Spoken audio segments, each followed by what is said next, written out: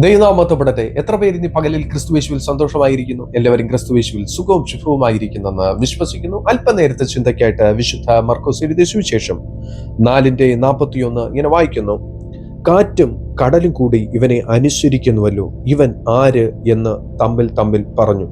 അതെ, കർത്താവും തൻ്റെ ശിഷ്യന്മാരും പടകിൽ യാത്ര ചെയ്യുമ്പോൾ കടല് പ്രതികൂലമാകുന്നു. അതെ, ചുഴലിക്കാറ്റടിക്കുന്നു. ശിഷ്യന്മാർ ഭയപ്പെടുന്നു, കർത്താവിനെ ഉണർത്തുന്നു.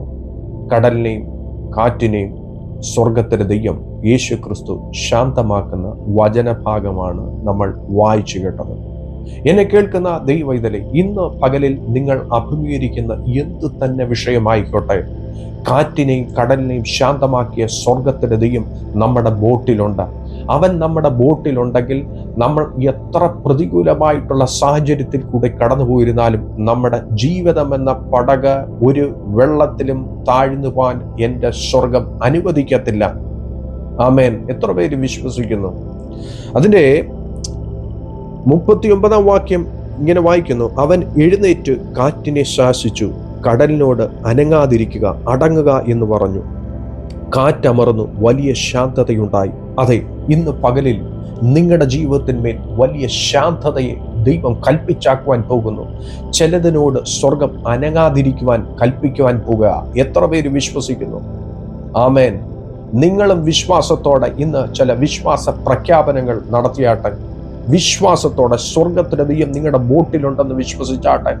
നിങ്ങളും യേശുവിൻ്റെ നാമത്തിൽ കൽപ്പിക്കുവാൻ പോകുക.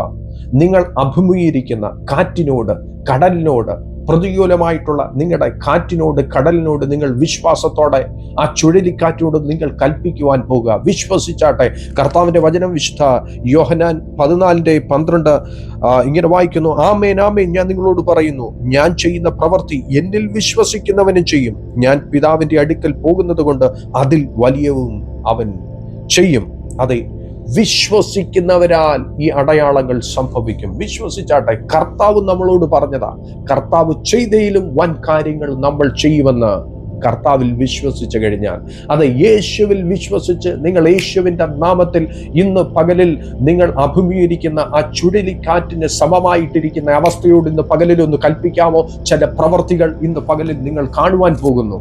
നമുക്ക് കണ്ണുകളെ അടയ്ക്കാം, പ്രാർത്ഥിക്കാം. കർത്താവേ, നൽകി തന്ന അനുഗ്രഹിക്കപ്പെട്ട പ്രഭാതത്തിനായിട്ട് നന്ദിയോടെ സ്തുതിക്കുന്നു. ഈ വചനം ശ്രവിച്ചുകൊണ്ടിരുന്ന എല്ലാ ദൈവമക്കളെയും അനുഗ്രഹിച്ച് പ്രാർത്ഥിക്കുന്നു. അവർ അഭിമുഖീകരിച്ചു കൊണ്ടിരിക്കുന്ന ചുഴലിക്കാറ്റിന് സമമായിട്ടിരിക്കുന്ന അവസ്ഥയോട് യേശുവിൻ്റെ നാമത്തിൽ കൽപ്പിക്കുന്നു. അത് യേശുവിൻ്റെ നാമത്തിൽ ആ പ്രതികൂലങ്ങൾ കെട്ടടങ്ങട്ടെ. യേശുവിൻ്റെ നാമത്തിൽ അത് സമഭൂമിയായി മാറട്ടെ. ആ വലിയ ശാന്തതയെ ദൈവത്തിൻ്റെ യേശു കൽപ്പിച്ചാക്കിയിരിക്കുന്നതോർത്ത് നന്ദിയോടെ സ്തുതിക്കുന്നു. ഇവരുടെ ജീവിതം എന്ന പടകിൽ വലിയ ശാന്തതയുണ്ടാകട്ടെ. സ്വർഗം അങ്ങനെ ചെയ്തിട്ട് നന്ദി. സകല മാനുമോത്വം കർത്താവിന്. ഞങ്ങൾക്ക് ആ ജീവൻ തന്ന യേശുവിൻ നാമത്തിൽ തന്നെ. ആമേൻ, ആമേൻ, ആമേൻ. ഈ വചനങ്ങൾ അനേവരെയും ദൈവം സമൃദ്ധിയായി ധാരാളമായി